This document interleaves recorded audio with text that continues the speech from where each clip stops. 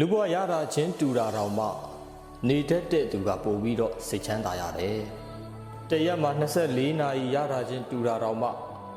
အသုံးချတတ်တဲ့သူကပို့ပြီးတော့အကျိုးရှိတယ်။ဘဝမှာစိတ်ထားတတ်တဲ့သူကအစင်မပြေမှုတွေနဲ့ကြုံလဲ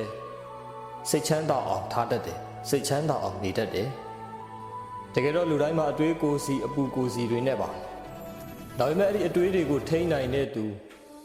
အပူတွေကိုအေးအောင်ငြိမ်းနိုင်တဲ့သူကအေးချမ်းမှုကိုပို့ပြီးတော့ရသွားတာပေါ့။ဘာမဟုတ်တဲ့သူတွေအတွက်နဲ့စိတ်ညစ်မခံပါနဲ့။ဘာမဟုတ်တဲ့အကြောင်းအရာအသေးဖွဲလေးတွေကိုခေါင်းထဲကိုထည့်မထားပါနဲ့။အခုမဟုတ်ရင်တော့မှအချိန်တိုင်းတာတစ်ခုမှာတော့ကြောင်းလဲခြင်းပြောင်းလဲသွားမှာပါ။ပြီးခဲ့သမျှကိစ္စတွေကိုဒီနေ့မှပဲခြံထားခဲ့ပါ။မနှက်ဖန်ထိတိမ်မသွားပါနဲ့။သူ့ကြောင့်ငါကြောင့်လို့မတွေးပဲနဲ့ဖြစ်သမျှအကြောင်းအရာတွေဟာဖြစ်တဲ့လို့ဖြစ်တာပဲဖြစ်ချိန်တန်လို့ဖြစ်တာပဲဆိုပြီးတော့တွေးလိုက်ရင်အဲ့လိုတွေးနိုင်တဲ့ပုဂ္ဂိုလ်ကပို့ပြီးတော့အေးချမ်းမှုကိုရရှိသွားကြတာပါ